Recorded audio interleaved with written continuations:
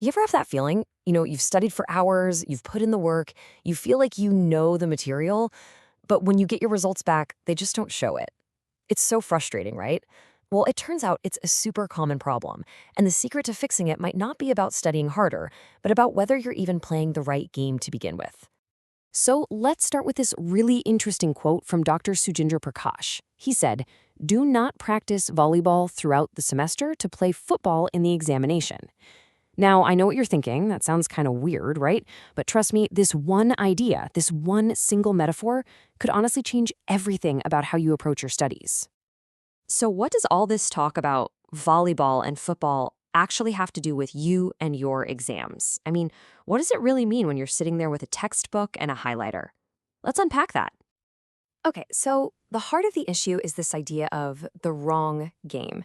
It's this huge mismatch that happens all the time between the way we think we should be studying and what exams are actually trying to figure out if we know. Think about it like this. Imagine for months you're training to be the best volleyball player you can be. You're perfecting your serves, your spikes, you're amazing at it. But then, on the day of the big game, you walk out onto the field and they toss you a football. No matter how good you are at volleyball, you're gonna lose. Why? Because it's a completely different game with a totally different set of skills. So in our world, in the world of studying, volleyball practice is all those things we do that make us feel productive. They make us feel busy, but they aren't actually getting us ready for the real test. And I'm willing to bet this list looks pretty familiar. Come on, we've all done this, right? Just reading the textbook over and over, passively listening to a lecture, highlighting basically the whole page. These things feel like studying. They take up hours of our time and make us feel like we're working hard, but they're the wrong kind of practice. So, if that's the wrong game, then what's the right one? Well, to win, you've got to understand what the actual game is. What are exams really testing? Let's just be super clear about this. All that passive work, the reading and highlighting, that's volleyball. The exam itself, that's the football match. It's a whole different sport, and it requires a completely different playbook. And this right here, this is the playbook. Look at these skills. Exams aren't just checking if you've seen the information before. They're testing if you can use it. Can you apply concepts? Can you reason through a problem? Can you explain something clearly and organize your thoughts, all while that clock is ticking down? These are active, dynamic skills. This is football. Which brings us to that horrible sinking feeling. I'm sure you've been there. You open the exam paper, you look at the first question, and your mind just goes completely blank.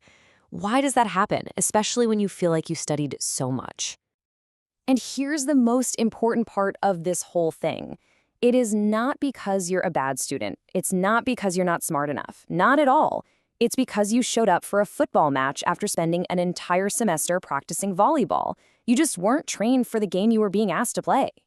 Okay, so we know the problem. What's the solution? How do we stop playing volleyball and actually start training for the real game, for football?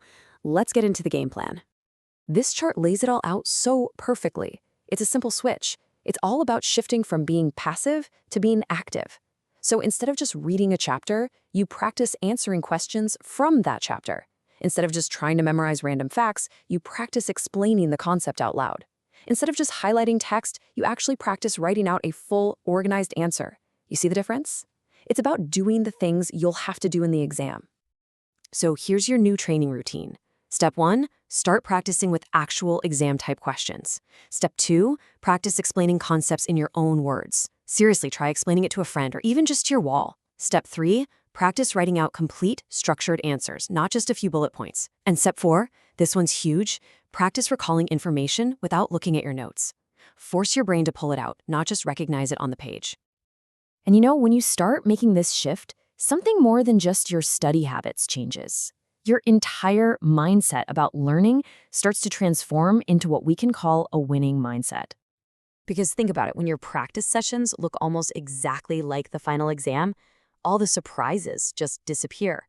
You walk into that exam room and it feels familiar. The questions look like the stuff you've been working on all along. The skills they're asking for are the exact skills you've been building. And the payoffs, well, they're pretty awesome. You don't just memorize things, you actually understand them better. Your memory gets stronger, your confidence just shoots through the roof. Revision gets way faster, you feel way less panic, and yeah, of course, your marks get higher. So it all comes down to this simple idea. Don't just study to feel busy. Don't study randomly or passively. Be strategic. Match what you're doing in your prep time to what you'll have to do on game day. So as you get ready for your next big test, I want you to ask yourself this one question. Game day is coming. The clock is ticking. Are you going to keep practicing volleyball, or are you going to start training to win the football match? The choice is yours.